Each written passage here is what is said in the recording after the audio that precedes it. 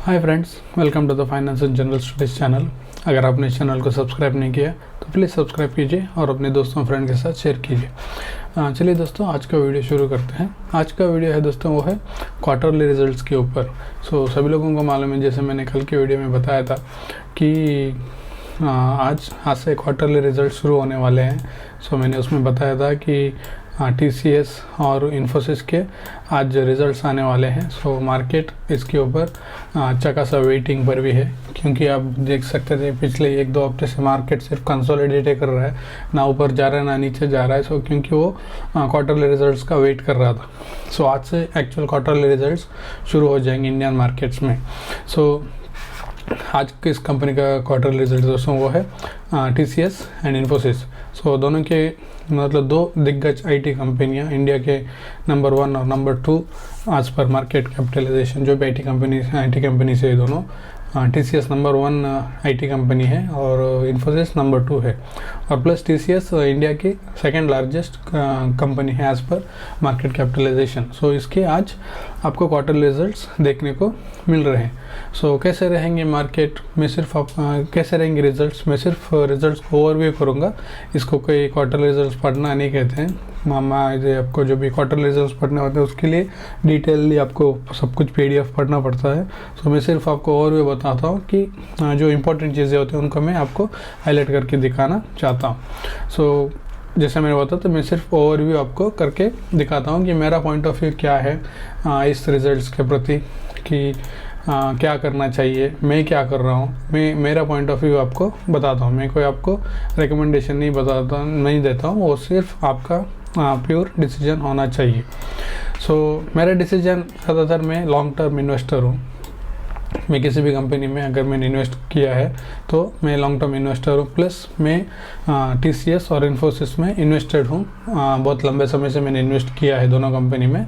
मैं long term investor हूँ। मुझे कुछ फ़र्क नहीं पड़ता है कि कंपनी के रिजल्ट्स कैसे आएंगे। मतलब ऐसा नहीं कि कंपनी ने घटिया रिजल्ट्स दिए, फ्रॉड हो गए, तो मैं ऐसा कंपनी में मैं भी रुकना नहीं चाहता हूँ। लेकिन ये कंपनी ऐसी है कि वो लोग कॉन्स्टेंटली अच्छे रिजल्ट्स ही देंगे। ठीक है, थोड़ा ऊपर नीचे हो सकता है, 19-20 हो सकता है, कभी कभार 100 देने के वजह शायद 80 दे सकते हैं या 90 दे सकते हैं। इसका मतलब ये नहीं कि रिजल्ट्स ख़राब है, वो भी अच्छे रिजल्ट्स है। आपको देखने पड़ते हैं कि सिचुएशन कैसा है, मार्केट कैसा कर रहा है, वो इंडस्ट्री कैसे कर रही है। मैंने आपको पिछले वीडियो में बताया था कि सभी लोगों को, मतलब एनालिस्ट एक्सपेक्ट कर रहे हैं कि IT इंडस्ट्री के रिजल्ट्स अच्छे आने वाले नहीं है। वो लोग एक एक्सपेक्टेशन रखने वाले हैं कि हाँ, ये कंपनी ऐसे नंबर्स दे सकती है करके। देखने पड़ेंगे कि उनके एस्टिमेट से कितना नीचे है या कितने ऊपर आए हैं नंबर्स, देखना पड़ेगा। अगर नंबर में कुछ ऊपर नीचे आया कि एस्टिमेट्स को बीट नहीं किया, फिर भी मैं इन कंपनी को होल्ड करने वाला हूँ। क्योंकि अगर नंबर बुरे आए तो भी ऐसा नहीं कि पहली बार आ रहा है इस कंपनी के, इसके पहले भी बुरा नंबर आ चुके हैं। लेकिन ये ऐसे कंपनी है जो कि अगर इन्होंने बुरा नंबर दिया तो भी आपको शायद शॉर्ट टर्म में शेयर प्राइस में शायद गिरावट आएगी, लेकिन ये लंबे समय में अपना शेयर प्राइस ऊपर ही लेके जाने वाले हैं। चलिए दोस्तों, आज का स्टॉक के बारे में देखते हैं। उसके नंबर्स देखते हैं। सबसे पहले TCS मतलब टाटा कंसल्टेंसी के नंबर्स आपको देखने को मिलेंगे।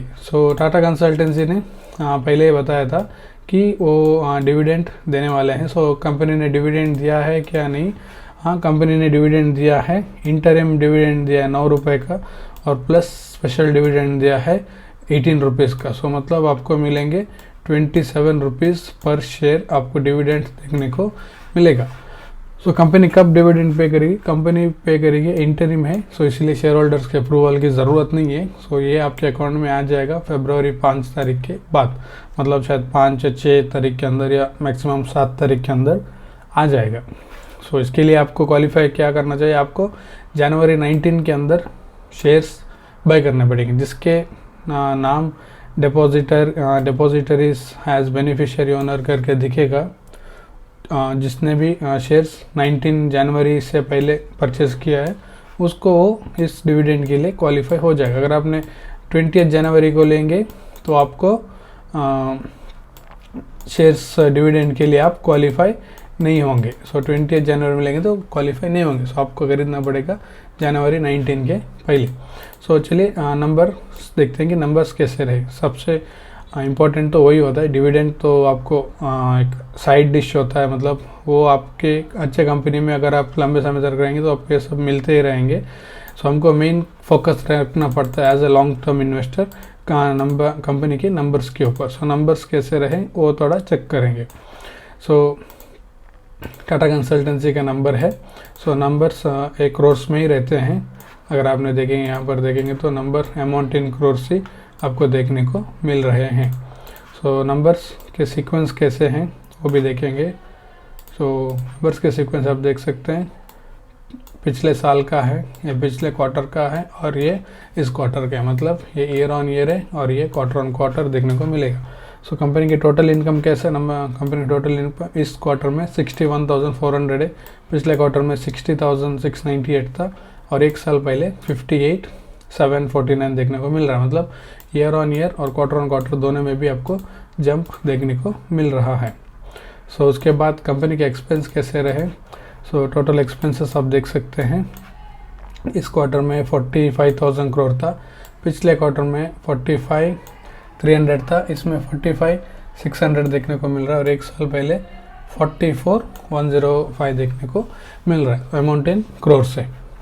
सो उसके बाद कंपनी के आपको प्रॉफिट देखने को मिलेंगे, प्रॉफिट बिफोर एनी एडजस्ट, मतलब प्योर प्रॉफिट है, सेल्स माइनस एक्सपेंस। सो आपको इस क्वार्टर में 15,787 है, पिछले क्वार्टर में 15,330 था और एक साल पहले 14,644, मतलब ईयर ऑन ईयर और क्वार्टर ऑन क्वार्टर दोनों में भी आपको ग्रोथ देखने को मिल रहा है। उसके बाद आपको एडजस्टमेंट्स दिखेंगे, टैक्स दिखेंगे, सब डिडक्ट होकर फाइनल प्रॉफिट आएगा। कुछ एक्सेप्शन है तो हाँ, एक्सेप्शनल आइटम है सेटलमेंट ऑफ लीगल क्लेम। सो ये आपको नोट में देखने को मिलेगा कि ये क्या है एक्चुअल में, 958 करोड़ का। सो वो कटने के बाद आप देख सकते हैं प्रॉफिट 14,829 है, क्वार्टर ऑन क्वार्टर सेम रहेगा 15,330, ईयर ऑन ईयर 14,644, मतलब एडजस्टमेंट के बाद आपको profit quarter on quarter profit में गिरावट देखने को मिल रहा है, लेकिन ईयर ऑन ईयर आपको थोड़ा सा ऊपर ही देखने को मिल रहा है। सो उसके बाद टैक्स वगैरह आएंगे। So profit for the period आप देख सकते हैं 11,097 करोड़ है, पिछले क्वार्टर में 11,380 देखने को मिल रहा था और एक साल पहले 10,883 देखने को मिल रहा है, मतलब आपको ईयर ऑन ईयर ग्रोथ है, क्वार्टर ऑन क्वार्टर ये एडजस्टमेंट की वजह से गिरावट देखने को मिल रहा है। सो ईपीएस भी देखेंगे, ईपीएस भी आपको सेम ही देखने को मिलेगा, क्वार्टर ऑन क्वार्टर में गिरावट और ईयर ऑन ईयर में ग्रोथ देखने को मिलेगा। आप देख सकते हैं ईयर ऑन ईयर में ग्रोथ है 29 से 30, क्वार्टर ऑन क्वार्टर 31 से 30, मतलब गिरावट देखने को मिल रहे हैं। सो नंबर कैसे रहे, नंबर अच्छे हैं, नंबर में कोई बुराई नहीं है, लॉन्ग टर्म के लिए कोई बात नहीं है। ज़्यादा ग्रोथ आपको देखने को नहीं मिल रहे नंबर में, क्योंकि सभी जैसे ये एनालिस्ट ने जो बताया था कि यूरोप में और अमेरिका में मंदी चल रही, मतलब स्लो चल रहा है, इकोनॉमिक अच्छा नहीं कर रहे उनकी, तो इसीलिए उनके बिजनेसेस भी अच्छे नहीं है। सो अगर उनके बिजनेस अच्छे नहीं चलेंगे तो आईटी प्रोडक्ट्स के लिए डिमांड भी कम रहेगा, कंपनी के बजट्स में वो लोग आईटी स्पेंडिंग के प्रावधान थोड़ा कम करेंगे, इसलिए इनको अच्छा बिजनेस नहीं मिलेगा। सो ये सिंपल सी बात है। सो उनकी इकोनॉमी अगर रिकवरी करिए तो इनके बिजनेसेस भी रिकवरी ऑटोमेटिक हो जाएंगे। सो एक टाइम फ्रेम होता है, कभी कभार 1 साल 2 साल ऐसा चलता है। सो कभी कभार ऐसा आता है तो हमको ये कंपनियाँ थोड़े आपको फ्लैटिश ही प्रॉफिट दिखाना शुरू करेंगे। इसके बाद ऐसा नहीं कि कंपनी ख़राब हो गई या बर्बाद हो गई, बिज़नेस मतलब ऐसा ही होता है, कभी कभार बहुत अच्छा चलता है, कभी कभार फ्लैट चलता है, कभी कभार डी ग्रोथ में चलता है, लेकिन अच्छी कंपनी अच्छे मैनेजमेंट के साथ रहेंगे तो आपको लंबे समय में अच्छा पैसा बनाकर ज़रूर दे देगी। सो उसके बाद हम ये पॉइंट्स इसके सेगमेंट वाइज रेवेन्यू देखेंगे। मेन सभी का फोकस यही था कि बैंकिंग फाइनेंस में कैसा चल रहा है। सो टीसीएस ने अब देख सकते हैं 22,667 इस क्वार्टर में, पिछले क्वार्टर में 22,840 था और एक साल पहले 22,145, मतलब ऑलमोस्ट आपको फ्लैट ही, थोड़ा ग्रोथ है year on year, quarter on quarter में थोड़ा गिरावट देखने को मिल रहा है। बाकी के सभी हम आपको देख सकते हैं थोड़ा थोड़ा ग्रोथ है आपको ईयर ऑन ईयर, या कहीं कहीं तो आपको डी ग्रोथ भी देखने को मिल रहा है क्वार्टर ऑन क्वार्टर, मतलब ऑलमोस्ट फ्लैटिश ही देखने को मिल रहे हैं। सो मेन फोकस इसी में था कि बैंकिंग एंड फाइनेंशियल में कैसा रहने वाला है। सो इसके बाद हम वो पॉइंट देखेंगे कि एडजस्टमेंट्स क्यों किए गए हैं। सो यहाँ पर लिखे हुए हैं।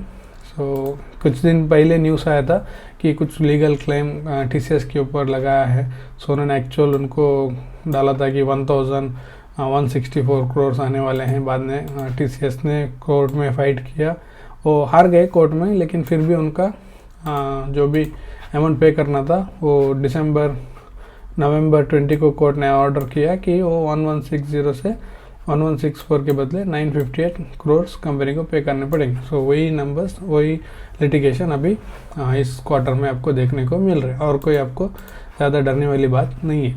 सो अलग अलग एनालिस्ट के अलग अलग आपको एक्सपेक्टेशन देखने को मिलेंगे। सो यहाँ पर उन्होंने बताया कि नेट प्रॉफिट आपको 11,058 करोड़ देखने को मिल रहा है। सो प्लस आप 2% देखने को मिल रहा है। एक साल के पहले quarter on quarter, year on year में आपको 2% की ग्रोथ देखने को मिल रही है करके उन्होंने बताया है। सो इनका एक्सपेक्टेशन यहीं कहीं आपको देखने को मिलेगा कि एक्सपेक्टेशन क्या था। सो मनी कंट्रोल ने यहाँ पर बताया है कि net profit was down 2.5% on sequential basis, majorly missing money control estimate. मतलब क्वार्टरली उनको थोड़ा उनका शायद ज़्यादा एक्सपेक्टेशन था कि क्वार्टरली अच्छा आएंगे करके। सो उनका वो एक्सपेक्टेशन मिस हो चुका है। सो बाकी सब आपको सेम ही देखने को मिलेगा कि ये लोग सिर्फ अपने एस्टिमेट्स देते हैं, कि ऐसा श्योर नहीं कि कंपनी हमेशा जो एस्टिमेट्स बीट करता है वही अच्छी कंपनी, और जो एस्टिमेट मिस करते हैं अच्छी कंपनी नहीं, ऐसा नहीं है। कंपनी के फंडामेंटल्स भी स्ट्रॉन्ग है। सो ऐसा कभी कभार होता है, और इनके ऊपर हमेशा हायर एक्सपेक्टेशन होते हैं। सो ये कभी भी अपने एक्सपेक्टेशन बीट नहीं करते। लेकिन आपको TCS के शेयर के प्राइस में कभी भी आपको ऐसा ओके शॉर्ट टर्म में गिरावट आएगी, नंबर्स अगर अच्छे नहीं आए तो, लेकिन अगर आप 5 साल का हॉराइजन देखेंगे तो 5 साल में आपका पैसा है कंपनी डबल करके देती ही है। रिटर्न देखेंगे तो आप देख सकते हैं यहाँ पर 96% का रिटर्न बनाकर दे रही है। सो ये आपका पैसा ऑलमोस्ट 5 साल में, हर 5 साल में पैसा डबल करके देती है। उसके प्लस बीच में आपका अच्छा खासा डिविडेंड भी देती है। सो इस कंपनी का मेन टारगेट वही होता है कि हर 5 साल में आपका पैसा सेफली डबल करके देती है। अगर आपने वही पैसा अगर FD में डालेंगे तो आपको शायद 10-15 साल 12 साल ऐसा लग जाएगा आपका पैसा डबल होने में। सो उससे अच्छा खासा सेफली आपको ये पैसा अपना ग्रो करके देती है। सो ये रहा TCS का रिजल्ट दोस्तों। सो उसके बाद हम अगले देखेंगे वो है इन्फोसिस। सो इन्फोसिस के नंबर्स कैसे रहेंगे वो भी हम थोड़ा ओवरव्यू करके देखेंगे। सो थोड़ा मैं जूम करता हूँ। सो इसके भी नंबर्स आपको अमाउंट इन करोर्स ही देखने को मिलेंगे। तो चलिए दोस्तों इन्फोसिस के नंबर्स स्टडी करना शुरू करेंगे। इसके नंबर्स कैसे रहे उसके भी आप और भी थोड़ा हम अभी चेक करेंगे। सो पहले सीक्वेंस देखेंगे। आप देख सकते हैं ये ईयर ऑन ईयर है, ये क्वार्टर ऑन क्वार्टर है, और ये इस क्वार्टर का नंबर आपको देखने को मिल रहा है। सो कंपनी के टोटल इनकम आप देख सकते हैं कि कितने आए हैं। सो इस क्वार्टर में 39,600 करोड़ आया है। पिछले क्वार्टर में 39,626,000 करोड़ आपको देखने को मिल रहे हैं, और एक साल पहले 39,87 देखने को मिल रहा है। मतलब आपको ईयर ऑन ईयर ग्रोथ है, क्वार्टर ऑन क्वार्टर आपको ऑलमोस्ट फ्लैट ही देखने को मिल रहा है। उसके बाद कंपनी के एक्सपेंसेस आएंगे। सो 30,000 है, पिछले क्वार्टर में भी 30,800 था, और एक साल पहले 30,156 देखने को मिल रहा है। मतलब प्रॉफिट बिफोर टैक्स और कोई भी एडजस्टमेंट आप देख सकते हैं 8,600 इस क्वार्टर में, पिछले क्वार्टर में 8,700 था, और एक साल पहले आपको 8,900 देखने को मिल रहा है। मतलब quarter on quarter, year on year भी गिरावट देखने को मिल रहा है, और क्वार्टर ऑन क्वार्टर में भी गिरावट देखने को मिल रहा है। तो उसके बाद आपको प्रॉफिट टैक्स आएंगे, टैक्स के एडजस्टमेंट। सो आप देख सकते हैं 6,113 आपको देखने को मिल रहा है इस क्वार्टर का प्रॉफिट। पिछले क्वार्टर में 6,200 थे, और एक साल पहले 6,800 देखने को मिल रहा है। मतलब नेट प्रॉफिट में भी आपको ईयर ऑन ईयर गिरावट है, और क्वार्टर ऑन क्वार्टर भी गिरावट देखने को मिल रहा है। सो ये एक्चुअली नंबर्स अगर आप कंपेयर करेंगे तो नंबर्स अच्छे नहीं है, क्योंकि ईयर ऑन ईयर तो एटलीस्ट ग्रोथ होनी चाहिए। सो यहाँ पर भी आपको गिरावट देखने को मिल रही है, लेकिन ये सिचुएशन ऐसा था, सभी लोगों को मालूम था कि इकोनॉमी अच्छी नहीं कर रही, तो इन कंपनी के बिजनेस के ऊपर गिरावट आ सकती है करके सभी ने एक्सपेक्ट किए हैं, और मार्केट भी इनसे कुछ खास एक्सपेक्टेशन नहीं रख रहा है, उनको भी ये बात मालूम है। सो इसके बाद कंपनी की ईपीएस चेक करेंगे। सो ईपीएस पे आपको देखने को मिलेगा। सो सेम है 14.76 इस क्वार्टर में, पिछले क्वार्टर में 15.10 था और एक साल पहले 15.72 देखने को मिल रहा है। मतलब ईपीएस में भी आपको same he quarter on quarter गिरावट और ईयर ऑन ईयर में भी गिरावट देखने को मिल रहा है। उसके बाद सेगमेंट वाइज रेवेन्यू देखेंगे। उसके पहले अगर चेक करेंगे, कंपनी ने कुछ डिविडेंड दिया है। कंपनी ने कुछ डिविडेंड इस क्वार्टर में नहीं दिया है, मतलब दिसंबर के क्वार्टर में कोई डिविडेंड नहीं है।